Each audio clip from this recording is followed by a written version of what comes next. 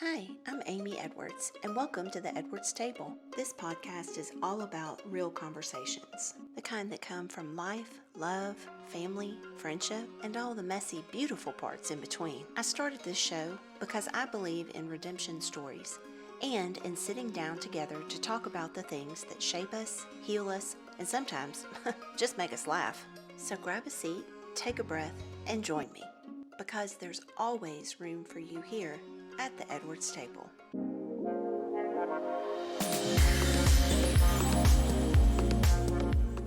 Well, hey everyone, and welcome back to season 2 of the Edwards Table. I am Amy Edwards, and I'm joined today for this first episode with my husband, John.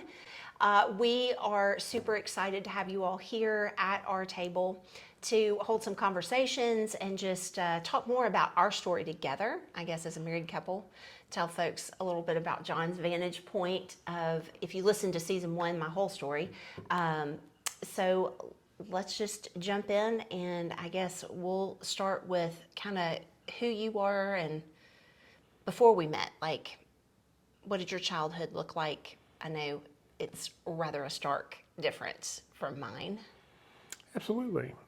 No, I had both of my parents. I was born in Bethesda, Maryland. My dad was in the Navy, transferred to Memphis to the base there in Millington. I don't know, when I was a little kid.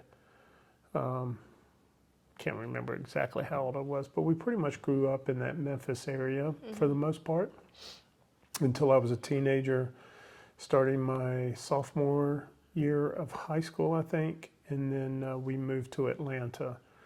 My dad retired from the military back in 78, 79 and was working as a salesman, so he traveled a lot. But then he took a job that moved us to Atlanta. And so I finished high school there, started college there, and until my father passed, and I was, I think, 24. I moved back to Memphis. We had a family friend from when we lived there before that was a home builder. And so in conversations, I think through my sister getting married and catching back up, he, it's like, if you come back to Memphis, you want to get into building, I'll start teaching you the business. And then, of course, from there, we were set up and a date through mutual friends of those folks and your parents, or your mom and Robert. So we were set up, started dating, got married a couple of years later, and fast forward, we're here. Yeah, fast forward a lot. Yeah, but my childhood was pretty normal. I was around my grandparents a whole lot that lived in Memphis. Not my dad's mom so much. She lived in Connecticut still, but I have an aunt, my dad's sister, that lives in Austria. Cool. Parents were married, 27 years, I think, before my father passed away. Yeah. But yeah. Very cool. Yeah, you definitely had more of that idyllic childhood. Absolutely. Of like mom, dad, sister, dog, short of white picket fence. I mean, you pretty much what the average folk out there would have said was normal. So. Yeah, the family life was normal, absolutely. Yeah. So in terms of like. Sometimes I would disrupt the family life, but. I was not going to bring that up. We even talked about that before we started recording. I was not going to. But. Yeah. They tried to make it normal. Yeah. But I mean, it was normal. You definitely had a mom and a dad present. Yes. In your life, Yep. and for the most part, we grew up. My sister and I grew up in church. Yeah. And so yeah. Yeah, it's interesting too. I think sometimes when I know, especially for like firstborns, being in that normal situation is when you push back really hard, Because I look at I did. I wasn't. I'm very much like Quinn, like our son. yeah, I wasn't. like a bad kid. Yeah, I wasn't just downright evil. Yeah, It's just a boy. testing limits, mischievous, trying different things. He took it a little bit further than I did in a few instances, but I still did my fair share. Yeah, You know, yeah. Well, maybe. okay, He never had the ride home or from the police department. So, correct. He did not. He did not. So, yeah, no, but I know that our childhoods for both of us play a big part of like who we are and who Yeah. we grew up to become as adults. Some for better and some for worse, you know. But I think about when we first met. You were talking about when we went over to the Mulrooney's, house. Charles set us up, and then my mom and her husband at the time, Robert, was like, "Yes, you're coming," kind of a thing. Did you know that was the goal of that day? Was that the purpose of you coming over there? yeah, that was really it because it was a Saturday, I think, or something Sunday. like that. It Sunday. was a Sunday. Okay.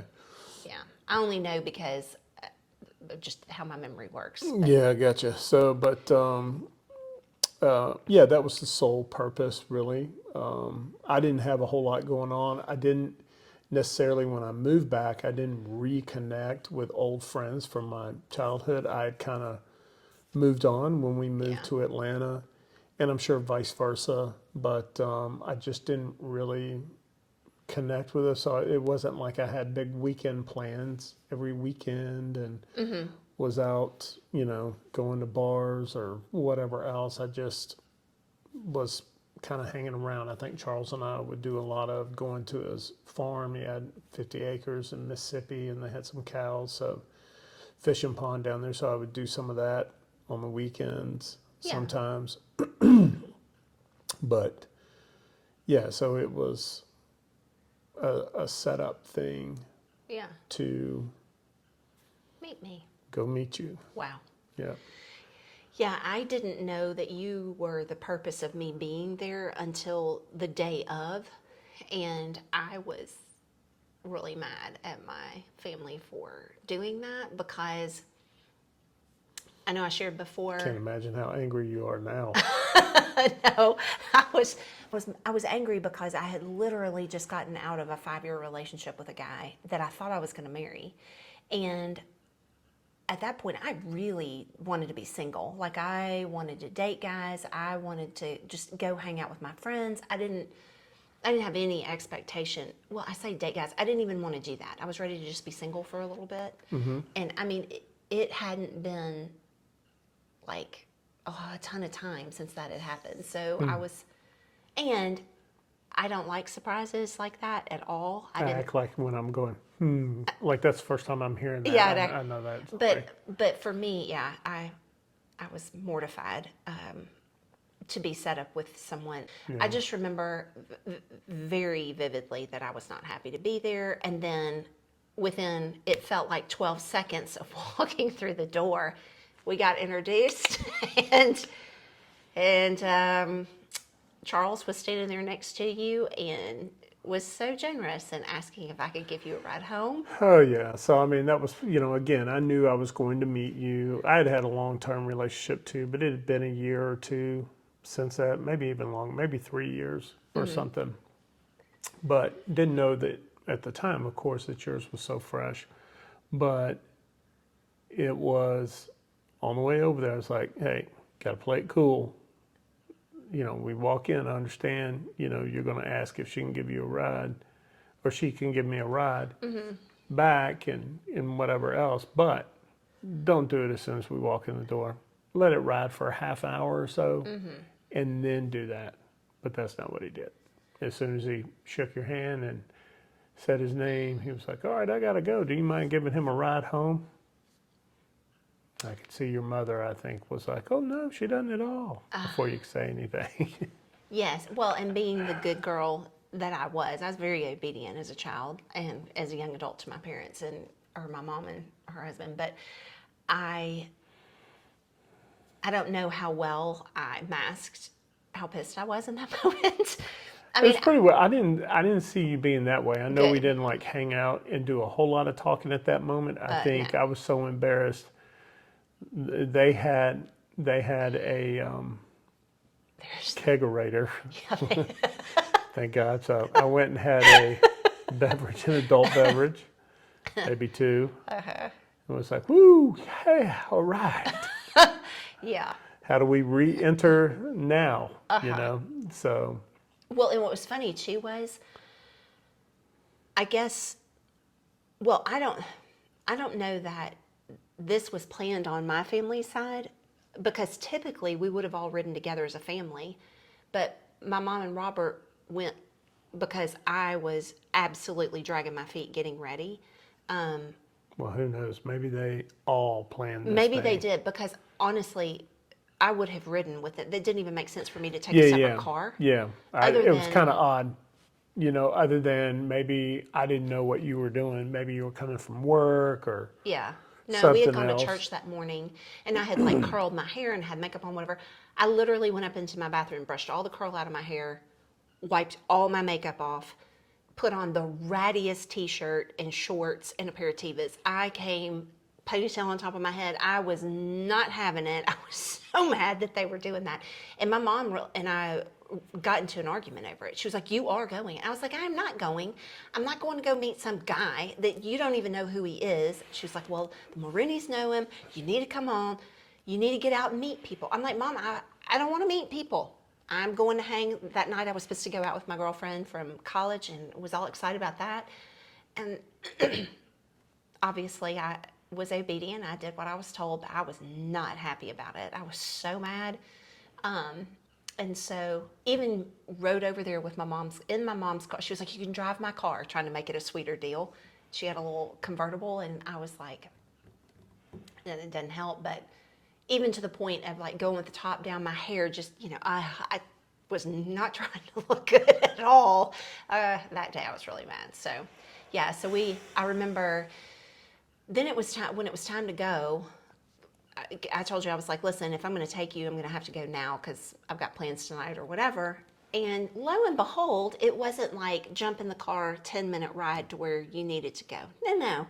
We had to drive all the way across town to go get your keys Well, because that wasn't that far away. Charles's place was not that far it away was far from. enough. In Memphis, it felt far. Okay, And then, but from there all the way to where you actually were staying that was a long drive, was a haul. So or a good 25-minute drive. compared to what we live now, it was nothing. But then in Memphis, it was Yeah. a jaunt. But we literally walk out to the car to leave to go pick up your keys, and you come with your solo cup and a styrofoam cup of water.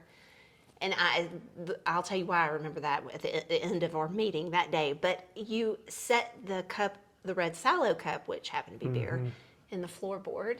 And you tried to pop a wheelie out of the I driveway. did not. You hadn't even gotten in the car. You were like putting your stuff in and whatever else, and the whole thing just spilled. And you had an extra T-shirt. You're like sopping it up and apologizing. And I'm just like, I literally cannot believe I gave up my Sunday for this. It worked. It did. It did. But what happened on that ride was you and I just talked the whole time. And then when I did, Go ahead, you can say it was magical. no, that wasn't magical. I was still pretty miffed because I was like, "Oh my God, if my mom's car smells like beer, she's gonna kill me." Which it didn't, At thankfully. that time, she didn't care, Well, no, she'd probably be happy but because shortly thereafter, that it was changed. a little psychotic. Do you know why I remember you had a styrofoam cup that day? I don't remember the styrofoam cup. You had one because you asked me was it okay for you to give me your number and me to give you mine? And I said, "Yeah, sure. I mean, if you want to like grab dinner, go, see sights around Memphis." At that time, I didn't know you had actually lived your childhood in Memphis. So I was like, "Sure. I mean, happy to take you around, introduce you to some people, whatever." That's not what you said. I was like, let's just exchange numbers, whatever.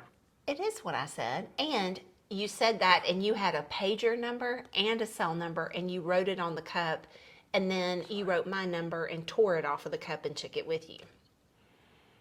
I remember these things. I'm a girl. That's my job. So needless to say, that was the start of it. And to your point about how excited my family was for you to be in my life, Oh, God. literally, I think it was the next week, you called Yeah, Wednesday I called you. and I was at work. Yeah, I just called you, and You it was called your my house, home number. right? Because that's all you had at that time. You didn't have a cell. No, I had a cell phone, but the reason why I gave you both was because I don't remember that. I thought you had Mm-hmm. this, because even when you were, I couldn't take a cell to work yeah, because I worked for a children's Yeah, camp, yeah. and we weren't allowed to have phones. So I said, if you can call my house or you can call my cell. yeah. And I just left a message for you to call me when you get home. You know, Yes. whatever. Yes, and I Have some much more patient time in life. Because, it didn't have to be right now. You called me, text me, whatever. So Right. that's a whole nother conversation. But yeah. it was called, I anticipated a 4 to 5 hour wait of she gets home from work and then maybe she calls me later that evening. No, actually, I got an emergency call at work on the walkie-talkie while I was off campus with a group of children on a field trip. The bus driver took me back to campus so I could use a telephone, call my mom, thinking something horrific had happened, and come to find out, no, it was John Edwards had called my house, and I was horrified. Thankfully, I didn't get in trouble at work for that, because also I had to make the Because they call. knew your mom. Well, no, because I had to make the call at the front desk.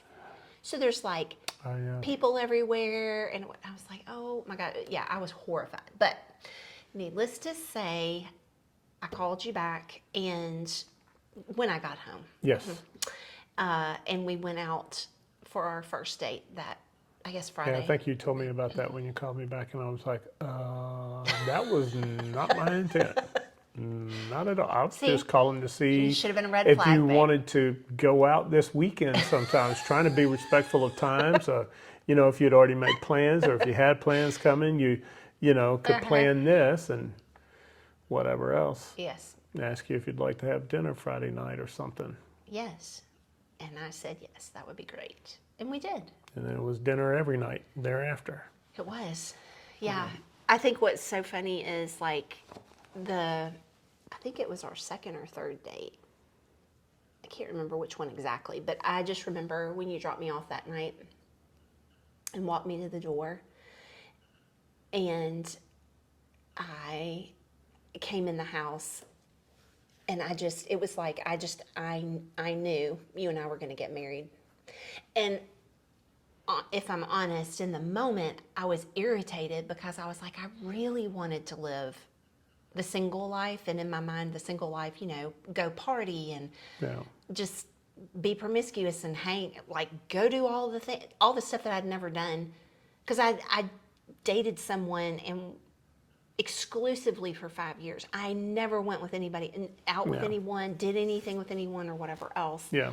And so in my mind at 20, I was like, I want to go live the single life. And there were times, I think even early on in our marriage, where I would think about that and be like, did I miss something by not doing that? Mm-hmm. And made peace with it. I mean, I don't regret out Are you there. sure? You're bringing it sleeping up. around. You sure? Is that another conversation? You regret? That'll be off camera. yeah. No. But I Maybe mean, we need counseling? no, Okay. oh, good heavens, no. But I think, just being transparent though, I think I could see that. grass is always greener mentality. Yep. And reality was, oh my God, I would be horrified if I did, choose Yeah. that path, because I know the regret that would have come with that. Because that's not who I am. No. I'm not that kind of a person anyway. I'm pretty boring, if I'm honest. So. No comment. No. Okay. Well, I mean, case in point, you came to my 21st birthday lunch Was it lunch? I thought it was dinner. Oh, it was lunch. It was lunch. I do remember. Yeah. with all of the grandparents and cousins, Oh, yeah. which weren't many. And it wasn't that long after we started dating. It was No. only like a month. Yeah. So, and you turned 21 I did. and had your first drink. in front of me I did. at 21. I was like, huh? Yeah. It's like I've been doing this since 13. Yeah. Not a pride moment, just a reality. Yeah, just a reality. Yeah, Or a no. proud moment, just a reality I of stupidity. didn't, and not because like I thought it was bad or anything like that, because drinking was very common in Well, my you always family said it and was whatever. about control. Like you didn't want to lose control Yeah, that was something I could control. of yourself. And that's all I wanted to do was lose control. But I think honest, like, I mean, I think about what you were coming from, which was the death of your dad. And for you, that was a very pivotal point in your life because he was like, Absolutely. Well, part of that is the reason I was able to let go of staying in Atlanta and, going and just almost like doing something totally different. yeah, And leaving, going, even though it was back to Memphis, an area I was familiar with, it was still starting a new chapter, yeah, absolutely. And I could understand your why for that. Yeah. Because if I had that kind of a relationship with my dad, I couldn't imagine losing him so young. Yeah, yeah. And especially for a fella, I feel like you guys need your daddies. Oh yeah, it you're in your well, it 20s. never stops. I'm 56 and there's still times that, I wish he were here, or at least I'd had him through the last, 30 years or so Sure. to be able to rely on him and, just for advice and wisdom and whatever else. Yeah, absolutely. Absolutely. Well, so from that little fun spot in our dating life, we literally, I don't think we ever spent another day apart. And if we did, it was No, like, not really. I mean, I think we were together pretty much every day. If we weren't, it was just, work Work or strains or being out of town. I don't even remember you going out of town for anything though. I don't Not think like, that I did. yeah, like not even like a family vacation or whatever. Because I know Well, we would go to Robert, Florida. you would go to Destin because quite a bit. Yeah, his business was down there. Well, some of his business was down there, Yeah. and so we would go there a good bit. But if we were to go, you would have gone with us. Yeah, I don't remember us doing I don't that. think we did. I don't think we did. And I wouldn't have gone anywhere in the summer because of work, and then Yeah. in the fall because of school. I was still in college. No, that's true too. So Yeah. that makes sense of why. And then for the holidays, we never traveled for the holidays because Yeah. of my mom's work schedule. I can't remember. Maybe we did go down there one time. When we were dating. Yeah, like that in the Topaz. Was when that it when was we were breaking dating? down. I can't remember if that was like right after we got married or when we were dating or right before we got married. It wouldn't have I been know right it was before. in spring. I think maybe it It was might have in been the when fall. we were dating then. I feel like every trip is an adventure for us. Like, I don't know of a trip Oh, I we've know gone that on. that trip in that car for sure was. Yeah. The alternator went bad No, or it was slipping. distributor cap. That's what it was. So that's back when cars still had a distributor before they all went electronic, and they have to be turned a Just so. particular way Just so. to have the timing right. And of course, it was only a 4-cylinder engine anyway, but I guess something underneath where it mounted to turn to meet the points right had loosened, fell up. We didn't have any tools, and that sucker spun. The timing was off, and it was awful. Sounded like we were driving a machine gun. It was. 8.5 hours, 9 hours from Memphis to Destin. And that I was our kept ride getting home. out with duct tape, trying to duct tape it and turn it back to where it needed to set and do it all, then tape a break, and it's like, oh, it was miserable. Yeah. Back in the days. Back in the days. Oh my gosh. Or the time that we went to Atlanta, not that it was bad. The very first time we ever went to Atlanta, two things I learned on that trip. One is Atlanta time versus Memphis time in driving. It's not the same. All right, see, it's only a few minutes. It only takes a few minutes, Amy. Sir, a few minutes. A few That was minutes. my whole life, sorry. On the way, we literally we come over the hill and as you come over, Coming in 20. you see the skyline. Okay, Coming into 285, right by Six Flags. I said, how much longer until we stop? Because 20 minutes, 25 minutes. it was nowhere near. It was 20 times 4 by the time we actually stopped. Wasn't that? It took about an hour to get to my sister's house, I think. Assure Then we your- go to, no, we went to No. my mom's, yeah. Assure yourself, I can tell you it took a full hour because I asked that question because I was timing when I needed to go to the bathroom. I knew I needed to go, but I was like, can I hold it? Can I not? I was dying by the time we got there. And then when we first, Well, I kept telling you, if there was no traffic, we'd make it in that amount of time. Because the other thing that went with Atlanta was 85, 90 miles an hour. yes, and that, no, I learned very quickly early on, anytime There's always traffic. always traffic in Atlanta, and 20 minutes in quotation marks Yeah. is truly an hour. Just go on and Yeah. say it's an hour. Yeah. And right around the corner, yeah, whatever. Lies. Yeah, you did. Lies. Well, it wasn't on purpose. It was just, it's what you get used to. Yes, which And we all have of my done driving here, history and everything but was there, and I knew what it took. And it used to be comical to me living in Memphis when I went back and was and people were like, oh, traffic, it's 20 minutes. I was like, there is no traffic here. not compared Oh, to you Atlanta. wait until you get on, what was the thing, 240? 240, the loop. And I'm like, yeah, there's still no traffic here. Even okay? coming down Poplar out of Collierville on a 2-lane road was nothing compared to what we. Nothing. Yeah, but here you don't have a grid system to drive on, so No. you're So in that's it to what win it. makes it You've got one way to get there. difficult here. You're not wiggling Yeah. around, back roads and stuff. So, all learning lessons. But Yeah, that was a good one. I learned quickly. And for me to actually pay attention to truly how much give time it took. how much time it took to Yeah. get anywhere. 20 minutes. Psh. But I mean, No. that's why, though, too, like we were saying this when we did the first little excerpt of this, and now we're redoing it. But we were talking Don't tell about our secrets, dating, babe. and when we would go on dates, and originally I was always like, let's go have dinner, but let's not go until 8, 9 o'clock at night. Yeah. And that was because in Atlanta at that time, which is obviously pre-COVID, all the restaurants were open till 11 o'clock at night. Kitchens were open till 11 or midnight. Yeah. And so, we were out. We would go out and dinner reservations would be 8, 8:30, 9 o'clock. And we'd go have dinner. Yeah. I was like, Then and no. whatever else. I mean, most of the time we pre-gamed at my apartment until 7:30 or 8, and then it was we're gonna go out, go have dinner. Then we're gonna go to the clubs, and I'll be home at 6 tomorrow morning. yeah.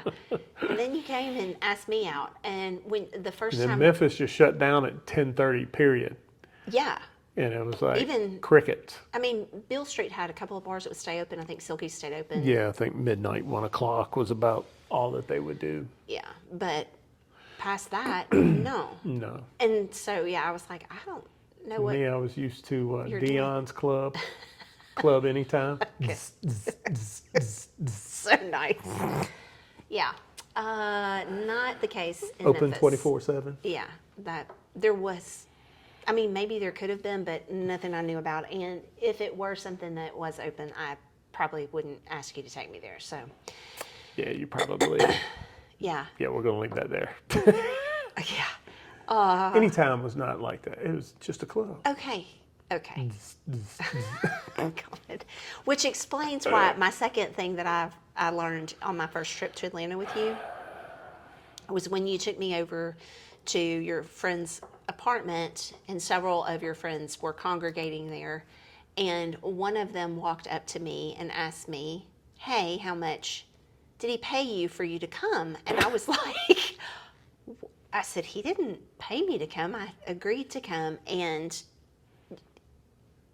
I guess semi-truth, semi-joking, but he said, you're definitely one he needs to hang on to, or something of that nature. But yeah, I was like, oh, okay, definitely we come from very different backgrounds, because I'm not that kind of girl, maybe I have that appearance. I don't know, but I was not No, that girl. I don't. Whatever. See, maybe you don't want to be here, babe. No, but I think that I just learned very quickly that you came from a life that I really wanted. Like, that's what I did have wanted. from about, I guess, 2021 until you and I met, 24, 25 years old. Yeah. When I moved back to because and that's part of it was just much slower getting away from all of that. It was a whole lot slower. Yeah. It was almost backwards Oh, it was. compared to being in the ATO. Yeah, for sure. For sure. I'm not going to say the rest. I'm glad. A little outcast moment. I am confident anyone listening who knows those lyrics that chime in with those for you. But no, I just think about too, like our dating life was everything that I hoped it would be. Like, I know I talked about this on a previous episode last season, but you would do the sweetest things. You would handwrite me notes and put them on my car, and I would get it before I would go to work, which meant early in the morning because I had to be to work, I think at 7 or 7:30. Or you would leave me a flower, or you'd leave me a voicemail or something like that, just sweet things that I loved. And we could talk literally for hours together, and then you would drop me off and we could talk on the phone through the night. Sometimes we would, about anything. It didn't matter what it was. Now I think about that and I see young kids doing, I'm like, this is just so over the top, and Yeah, but you did it. I didn't do it. I don't know what you're talking about. You too. Yeah, you did. I did try to do sweet things for you, and that was more of what I wanted. I didn't want to. I had fun in Atlanta doing all that. Not to say that I couldn't have found that kind of relationship, but Yeah. when I wasn't looking for that when I came to Memphis, but that it worked out. But that's more, what my long-term speed was going to be, and I knew that about myself. Yeah. Well, yeah, because even when you would tell me stories about like before yeah, I we wasn't met, looking for something serious in a club or anything well, but you would else. I was thinking more of too, like in terms of even the party aspect, you would tap out and be like, I've had enough. I'm going home. I'm going to bed. Yeah, once I was late 20s, it was over for me Yeah. because it was like 10 o'clock. I was about work. Yeah. And it was like, I have to get up, can't do this, go to work, do what I got to do. So, yeah, I'm done. Yeah. Yeah, I didn't really have any of that. No exciting things like that for me. And I guess too, I think it's funny because also like during that time for me was very quickly, like I said, by date, I think it was 2 or 3, probably third date, knew you were the person I was going to marry. Yeah, And I mean, we both talked about that. yeah. I felt that way too. Yeah, and so in terms of like,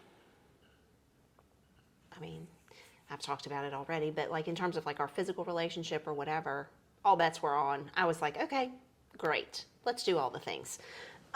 Who knows? Maybe that's why I stayed. Yeah, thanks, babe. I appreciate that. No, but I know that, I swear, I know that that part for me, and at that time in my life, like I believed in God, but I wasn't like in some serious relationship with Christ where I was like It was going the to church same. every Sunday Yeah.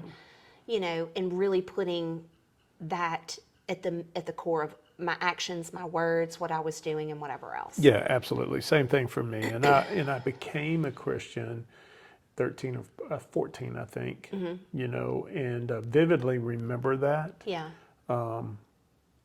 In the way that I was at that time was just looking for God in times of trouble. Mm-hmm. Okay.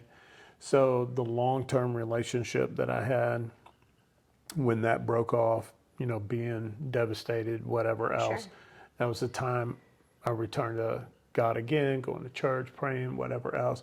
But as soon as I was back up and felt like I was good to go, well, then it was back to, I got this Yeah. and I'm in control. Yeah. And then my dad dying, you know? Yeah. And there was a little different. It was a little bit, it was anger, but it was, because he was 47 when he died and I was 23, I think. No, I was 24. I guess it was just right before I came. It was because Oh, I was 25 when I came to Memphis. your sister, it was Yeah, like your I was dad passed 24. away, your sister And then got my married, sister got married. and then you came to Memphis. Yeah. So I think I was, 23, turning 24, or just turned 24 is what it was, because it was October. Yeah. So in any case, and that was another time I kind of was angry for a little bit, more angry at God than anything else. Sure. So kind of did my own thing again. Sister gets married, whatever. And I knew something needed to change, but what that change was at that time for me was just moving to Memphis and getting away from the people I knew, Yeah.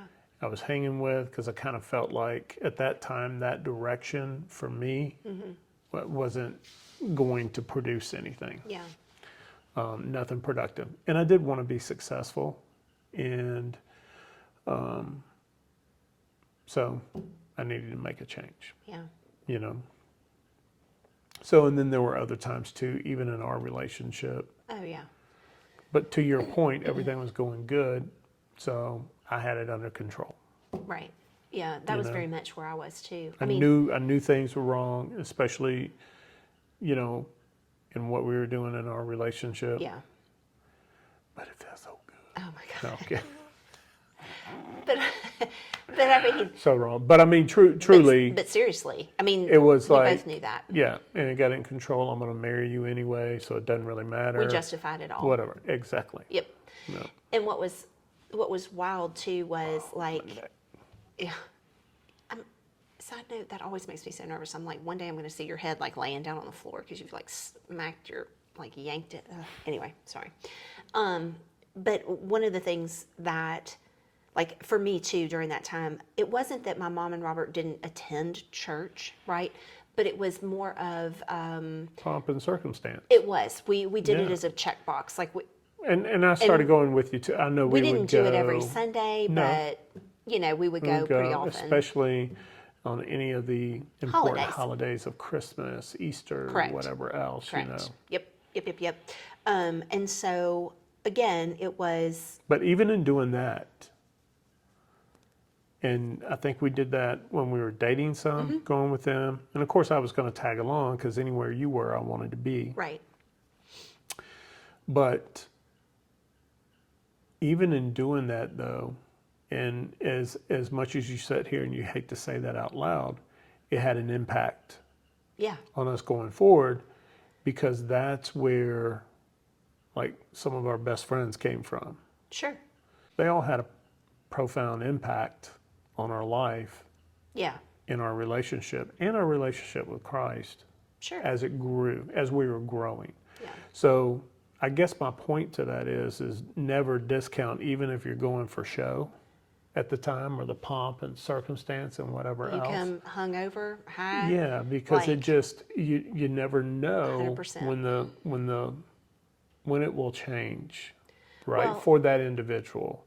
And so Yeah. you always, and I think that's the big reason too, they're always, you know, like even our church or any church running the campaign of, hey, invite somebody this Easter or this Christmas or whatever, ask your neighbors, whatever. It's very important because, yeah, it may only be once a year that they attend with you, but the hope is, and the prayer is that through those relationships, and it also goes to show how important those relationships are within that church, Yeah. you know, 100%. because for you, what was it, your godmother Jan was there working.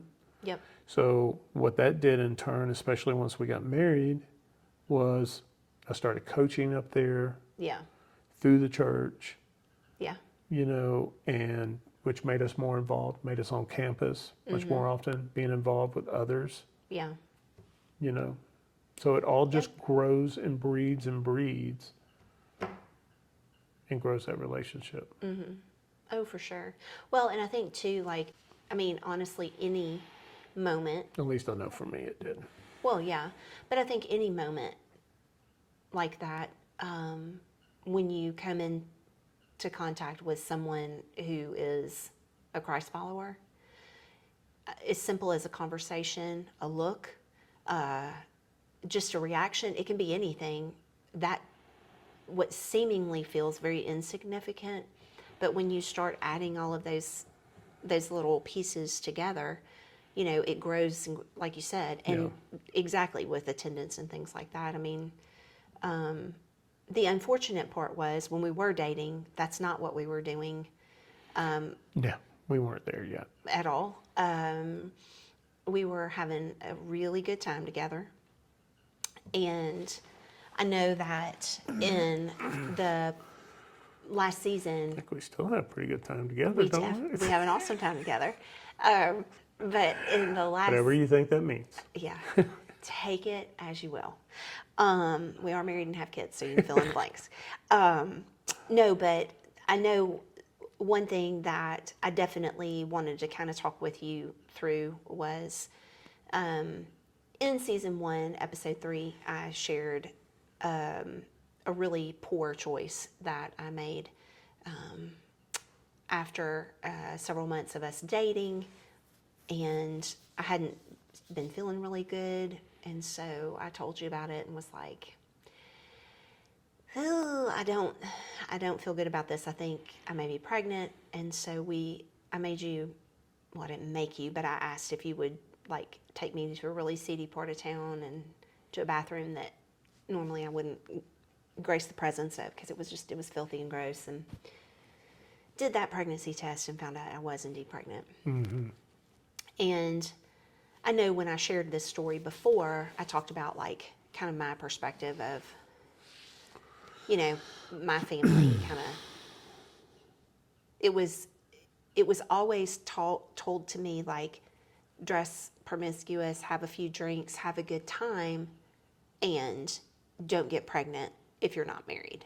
And I Oh think, yeah, I can validate that. I mean, think that's Robert going to dinner saying, "I don't know about y'all's sex life, but if she would fool around more, yeah, she'd have a much better time." And I like to choked on a chicken wing.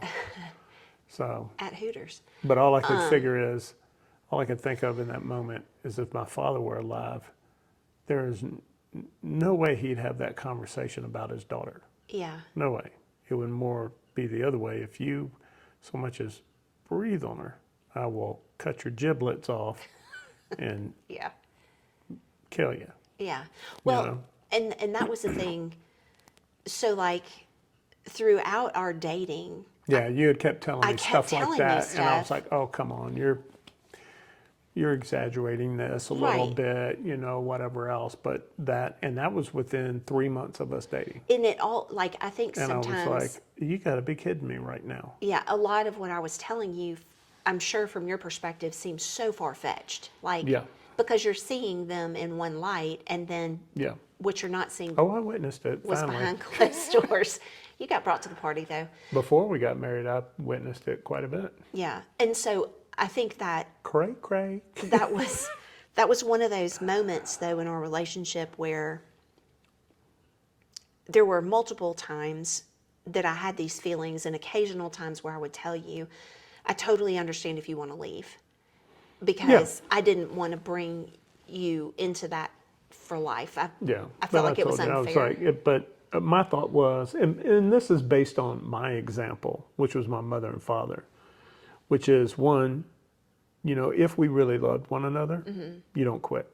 Right. There's never a quit. Yeah. Not to say you don't think about it, but you just don't quit. Right. No matter how bad circumstances are, what it is, you know, thick and thin. So, and of course, I've watched my mother by my father's side for 5.5 years of going through chemo, fighting cancer, all of that. Yeah. And not to mention all the other transitions in their life, from him fishing, you know, bass tournaments the whole time, and having to give him an ultimatum about I'm not raising kids by myself. Yeah, fishing or Exactly. marriage. But, it was just a good example for me in the end to see what that commitment looked like. Yeah, So to me, that never even graced my mind because it wasn't about them. Like if we were getting married, like we Yeah. kept talking we were going to, right. and whatever else, it was like there's nothing that can circumvent that. Yeah. Well, and I think that was, No, we hadn't gone through the formality of it yet, but there was nothing that could circumvent that. So, yeah. And I think, it took me many years, a lot of therapy and all the things of just you proving that to me over and over again. oh yeah, it was quite the struggle Yeah. in And the early years, for sure. I think, so like back to what I was talking about Yes, before. sorry. No. It's how we get to where we were. In the moment of knowing I'm not married, I'm in college, the job that I did have was not paying great. Yours wasn't paying great. No. And so, like, I immediately went into fix it mode of, okay, we've got to solve for the problem of I'm pregnant. Well, we're not in a place where we can really feasibly do right by a child. And what I was raised to believe about having a child out of wedlock and So that's both of us. right. I think it was one of those things where in the moment I felt very hopeless and I was like, I could not see another way out and I didn't have anyone speaking into me telling me that there was. And so Yeah. And I think too, You know? and I understand this is like from my perspective, for me, I was still about, whatever's the easiest path. So yeah, we've talked about it. I didn't like well, you would always say put my foot down and say, whatever no, you want to do. whatever you want to do. Right. I will support it 100%. Yeah. But I didn't try to talk you out of it. Right. All right. Because I thought the same things. This is not what we need right now, whatever else. And even though both of us knew morally we're both against it, 100%. but it was easy. Yeah. I mean, that's the bottom line, is that it was easy. Yep. And it was easy to put it in that bucket and just be a thing that we never share with anyone. Yeah. And no one would ever know. Yeah. Which in a lot of ways, made us bond more. But at the same time, not saying that you should bond over that. But it also causes stress. Yeah. So, but yeah. And that was kind of my thought. There really wasn't, much thought of taking you out of this or changing that, because at that time, all I wanted to do was be, financially successful. Yeah. And I was like, this isn't going to work within the plan. Yeah. But I do know it's my responsibility. And if we do choose to move forward, then I want to be there, for that, face the consequences, whatever else, which was facing the disappointment, like of my mother, Sure. my sister, your family, Yeah. cray, and whatever else. So Yeah. Well, and I think for me, like, I felt very much like I wanted to do right by you and to do right by us. I didn't question at all that we weren't going to marry one another. I knew we would. no, and I didn't have that question either. But also, like, I don't know, it was just a It was very it was already tumultuous. I can't even say the Tough. word. Let's just say tough. Okay. Obviously, I can't use big words, but it was already tough because we were already starting to move into some craziness with Carolyn and Robert. With how they were behaving because I was seeing you like every day. You were still living at home. Yeah. Some of the things of like calling me, telling me if you don't go back to school, you'll never graduate. During the summer, in other words, if you didn't go to summer school, it just out of the blue stuff. And so, yeah, it was already getting a little nutty. Now to throw this in there too was like, whatever you decide. But, my thought was that this will be nuts. Oh, mine too. I knew that if I were to bring this to my family. And there was some fear too, because they were so controlling at that time. And at that time, for you, you didn't have the strength At all. to break away from them At all. and say, I can stand on my own 2 feet. Nope. I can do what I need to do. Yeah. Whatever else. Yeah. Oh, it was a lot of things that went into that decision of having an abortion, because it was the craziness that I lived at home, the fear of going against that or standing up and saying, no, I am going to keep this child and we're going to make it work or whatever. And I have such a wee tiny little family. It was like I in my mind then, I just could not fathom not having my family anymore. Yeah. And I felt very confident that they would be like, you chose this, go do your thing. Yeah. Because that's how they handled things. That's how I was raised, and that's the way How that they they did handle things. some of the other stuff Yeah. as we get to it. Yeah. And so, I know that it's certainly not a decision that I'm proud of. I'm super sad and very disappointed in myself for not choosing what was right in that moment. Very thankful that God has forgiven me for that, and obviously you as well have stuck by my side. But I think about it from my perspective, and I held that very close to me, and I didn't really give it to you to like talk through, and you know what I mean? Like it was more of, I don't know. And even after the fact, like even early. Unfortunately, I think it's a lot different for men, Yeah. or at least from my perspective in that particular time. I mean, I wasn't wanting a child at that time. Sure. So, and I hate to hear myself say those kind of words, Sure. out loud. But at the same time, as soon as the decision was made, I was able to move past it Yeah. and be gone. But because I don't carry the child, whatever else, I think it's just different, Yeah. right? Oh, I think so. And I think too, like, It's not right. I think now, difference being if we had a child and that child had passed after being born or something, that attachment takes place a whole lot more sure. at that moment. And then it's like, Well, also, we didn't devastating. But now know I was pregnant understanding that more. long Yeah. before I had the abortion. True.